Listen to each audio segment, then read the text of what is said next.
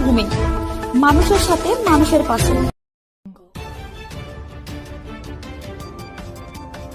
কন্যাশ্রী টাকা পাইয়ে দেওয়ার নাম করে এক তরুণীকে দিনের পর দিন ধর্ষণ করার অভিযোগ উঠল তৃণমূল নেতার ঘনিষ্ঠ এক যুবকের বিরুদ্ধে। স্কুলের কন্যাশ্রী টাকা পাইয়ে দেওয়ার টোপ দিয়ে দক্ষিণ 24 পরগনা জেলার ঢোলাহাট থানার অন্তর্গত এক স্কুল ছাত্রীকে ধর্ষণের অভিযোগে এক যুবককে গ্রেপ্তার করল পুলিশ। ইতিমধ্যে ঘটনার তদন্ত শুরু করেছেন পুলিশ। ধৃতের বিরুদ্ধে ধর্ষণের মামলা রুজু করা হয়েছে। ধৃতকে সোমবার আদালতে পেশ করা হলে বিচারক 4 দিনের পুলিশি হেফাজতের নির্দেশ দেন। ঢোলাহাট থানার পুলিশ নাজমুল হোসেন মোল্লা নামে একজনকে গ্রেপ্তার করে কাকদ্বীপ আদালতে পাঠিয়েছে।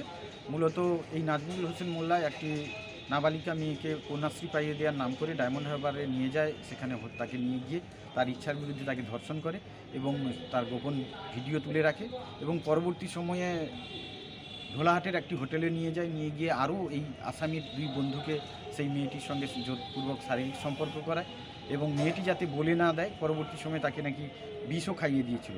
মেয়েটির বাবা ঢোলাহাট থানায় অভিযোগ করার পরে ঢোলাহাট থানা আধিকারিক ভারতীয় দণ্ডবিধি আইনের ধর্ষণের বিভিন্ন ধারায় মামলা শুরু করে এবং তার সঙ্গে পক্সো 6 ধারায় মামলা শুরু করে আসামিকে গ্রেপ্তার করে আজকে কাকদ্বীপ আদালতে পাঠিয়েছে। দক্ষিণ 24 পরগনা থেকে বঙ্গভূমি নিউজ টিম।